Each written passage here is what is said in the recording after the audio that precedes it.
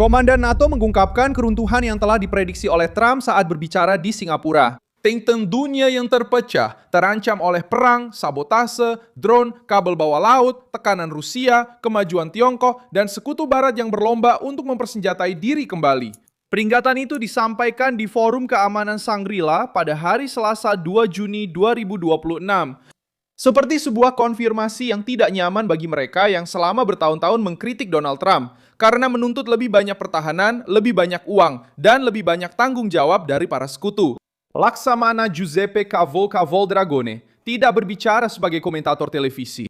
Dia berbicara sebagai Ketua Komite Militer NATO, otoritas militer tertinggi aliansi tersebut, dan menegaskan bahwa keamanan dunia telah memasuki fase yang sulit. NATO sekarang mengakui bahwa mereka perlu bersiap untuk perang demi menjaga perdamaian. Mengapa Trump dulu dianggap berlebihan ketika menuntut hal itu? Jika Eropa sekarang berbicara tentang membela diri sendiri, mengapa selama ini mereka begitu bergantung pada Amerika Serikat? Jika keruntuhan itu begitu jelas, bagaimana mereka bisa pura-pura terkejut selama ini? Saya akan segera menceritakan semuanya kepadamu. Jika kamu suka konten yang langsung ke inti dan tanpa basa-basi seperti ini, pertimbangkan untuk berlangganan karena di sini ada video seperti ini setiap hari. Dragon sudah melakukannya. Dia memperingatkan hal itu di Singapura di hadapan otoritas militer, menteri pertahanan, dan perwakilan dari berbagai negara. Dia menyatakan bahwa dunia sedang terpecah belah, stabilitas beberapa dekade terakhir mulai retak, dan para lawan sedang memanfaatkan kelemahan ini di berbagai bidang. Komandan tersebut menyebutkan militerisasi luar angkasa, perang siber, manipulasi informasi, ketergantungan ekonomi yang dijadikan senjata, dan kembalinya perang konvensional skala besar di Eropa. Ini bukan pidato biasa. Itu adalah gambaran tentang sebuah aliansi yang baru menyadari terlambat bahwa masa-masa nyaman telah berakhir. Disitulah Donald Trump muncul di pusat perdebatan tanpa perlu berada di atas panggung. Selama bertahun-tahun, dia menekan sekutu-sekutu NATO untuk meningkatkan pengeluaran militer mereka dan berhenti memperlakukan Amerika Serikat sebagai jaminan keamanan gratis. Elit diplomatik lama menyebut hal itu sebagai tindakan kasar, isolasi, dan serangan terhadap aliansi. Sekarang, NATO sendiri mengakui bahwa anggaran di atas kertas tidak akan menggentarkan siapapun. Dragone berbicara terus terang dengan mengatakan bahwa musuh tidak bisa digentarkan hanya dengan mengibaskan uang di udara. Kita harus mengubah investasi menjadi kemampuan nyata, menjadi batalion, kapal, amunisi, industri, teknologi, dan kesiapan. Kalimat ini merangkum tuntutan yang sering disampaikan Trump ketika dia mengatakan bahwa sekutu harus membayar lebih dan tidak terlalu bergantung pada pembayar pajak Amerika. Pertemuan di Singapura menunjukkan bahwa telah terjadi perubahan mendalam di dalam dunia barat itu sendiri. Diskusi sekarang bukan lagi hanya tentang tank di Eropa atau janji-janji yang dibuat dalam pertemuan puncak internasional. Trump melihat kelemahan politik ini sebelum banyak pemimpin mengakuinya di depan umum. Menteri Pertahanan Australia Richard Marles menegaskan pandangan yang sama saat berbicara di forum yang sama. Dia memperingatkan bahwa dasar laut telah menjadi medan persaingan dan menyebutkan serangan serta kerusakan yang telah terjadi. Australia hanya bergantung pada 15 kabel bawah laut untuk sekitar 99% lalu lintas internet internasionalnya. Ini bukan teori. Ini adalah bentuk baru perang senyap. Marles juga mengatakan bahwa 98% barang yang diperdagangkan oleh Australia melewati pelabuhan. Menteri Pertahanan Marles memperingatkan tentang sengketa dan serangan, serta menegaskan bahwa kita mengalokasikan lebih dari 40% anggaran pertahanan untuk kemampuan maritim. Keputusan ini menunjukkan bahwa negara-negara yang serius sudah memahami pesannya. Kedaulatan tidak bisa dipertahankan hanya dengan pidato yang indah. Kedaulatan dipertahankan dengan kapal, radar, satelit, kapal selam, drone, intelijen, dan kemampuan industri. Inilah tepatnya jenis dunia yang digambarkan oleh Trump ketika ia menuntut kekuatan, perbatasan, produksi nasional, dan sekutu yang lebih bertanggung jawab. Eropa juga mulai mengakui kesalahan tersebut.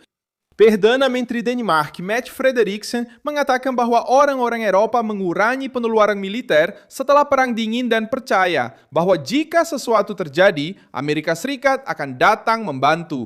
Pengakuan ini berat. Ini menunjukkan bahwa sebagian Eropa memperlakukan Washington seperti pengawal tetap, sambil terus melontarkan retorika yang elegan tentang tatanan internasional. Ketika Trump menuntut agar setiap sekutu memikul tanggung jawabnya masing-masing, reaksinya adalah histeria. Sekarang, para pemimpin Eropa sendiri berbicara tentang persenjataan ulang total, pertahanan mandiri, dan kemampuan untuk melindungi perbatasan. Ketegangan mengenai Greenland juga masuk dalam kerangka ini. Denmark bereaksi terhadap pernyataan Trump karena mereka tahu bahwa Arktik telah menjadi wilayah sengketa yang nyata. Wilayah tersebut memiliki nilai militer, mineral, energi, dan strategis. Rusia dan Tiongkok memandang Arktik dengan minat yang semakin besar. Jalur laut, pangkalan, sensor, mineral kritis, dan kehadiran militer membuat Greenland jauh lebih dari sekedar wilayah yang jauh. Ketika Trump mengangkat topik ini, media menganggapnya sebagai provokasi. Ketika para jenderal dan menteri berbicara tentang keamanan di Arktik, mereka menyebutnya sebagai strategi. Perbedaannya terletak pada ketidaknyamanan yang ditimbulkan Trump saat mengangkat topik ini tanpa polesan diplomatik. NATO sudah menetapkan target 5% PDB untuk pertahanan dan keamanan hingga tahun 2035, dengan 3,5% untuk pertahanan inti dan 1,5% untuk infrastruktur, jaringan, kesiapsiagaan sipil, inovasi, dan basis industri. Target ini tidak muncul karena dunia menjadi lebih tenang. Target ini muncul karena aliansi menyadari bahwa ancaman menjadi lebih mahal, lebih cepat, dan lebih tersebar. Saatnya membayar telah tiba. Eropa tidak bisa lagi berpura-pura bahwa 2% sudah cukup untuk menghadapi Rusia, Tiongkok, Iran, sabotase maritim, perang siber, dan serangan drone secara massal. Ukraina menambahkan faktor lain, drone. Volodymyr Zelensky menyatakan bahwa dia masih mengharapkan kesepakatan besar mengenai drone dengan Amerika Serikat dan bahwa dia membutuhkan persetujuan dari Trump untuk melanjutkan. Kiev ingin menawarkan pengalaman lapangan yang telah dikumpulkan dalam perang melawan Rusia, sementara perusahaan-perusahaan Amerika memiliki kecerdasan buatan dan teknologi canggih. Kombinasi ini dapat menciptakan salah satu kesepakatan perang teknologi terbesar di dunia. Inilah perbedaan antara kepemimpinan dan ketundukan. Kebijakan luar negeri lama menerima komitmen yang panjang, mahal, dan membingungkan, seringkali tanpa menuntut imbalan yang jelas. Trump mengandalkan tekanan. Dia bertanya, siapa yang membayar, siapa yang memproduksi, siapa yang mendapat manfaat, siapa yang menanggung risiko, dan apa keuntungannya bagi Amerika Serikat. Dalam kasus drone Ukraina, pertanyaannya bukan apakah teknologi itu penting, itu sangat penting. Pertanyaannya adalah apakah Washington akan terus bertindak seperti mesin ATM atau akan bernegosiasi sebagai kekuatan yang tahu nilai pasarnya sendiri, industrinya sendiri, dan kecerdasan buatannya sendiri. Peringatan dari Dragon juga menempatkan Putin di pusat perhitungan. Rusia menggunakan drone, rudal, sabotase, perang informasi, dan tekanan energi untuk menguji respons Barat. Zelensky mengatakan bahwa Moskow mengamati reaksi NATO ketika drone mengarah ke Rumania, Moldova, Polandia, atau negara-negara Baltik. Ini menunjukkan bahwa garis depan perang tidak tetap. Putin mengukur kelemahan, mengukur waktu respons, mengukur ketakutan politik. Ketika menemukan keraguan, dia maju. Ketika menemukan kekuatan, dia menghitung ulang.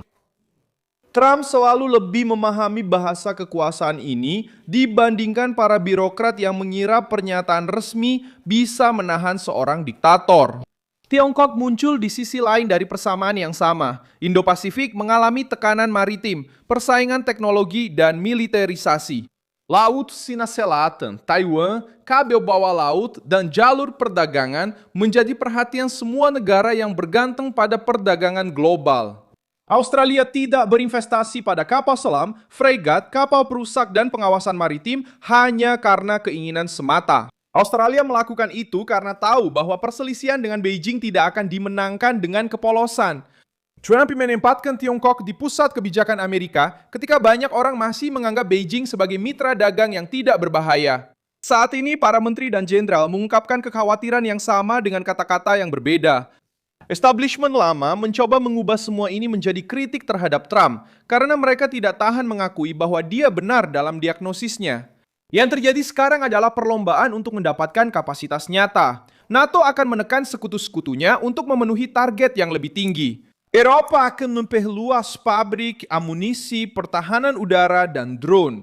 Australia akan memperkuat pengawasan maritim dan infrastruktur kritis. Dan Trump yang berada di pusat tekanan ini akan memiliki kartu yang sangat kuat di tangannya. Dunia yang dulu mencoba mengejeknya, sekarang berbicara dengan bahasa yang dia bawa ke meja. Saya Milson Alves Global, seorang internasionalis, dan tujuan saya adalah membuat Anda tetap terinformasi dengan kebenaran setiap hari. Tautan berita ada di deskripsi video. Beri like pada video ini, subscribe ke channel, dan di akhir, lihatlah komentar agar Anda bisa lebih terlibat dengan komunitas Milson Alves Global.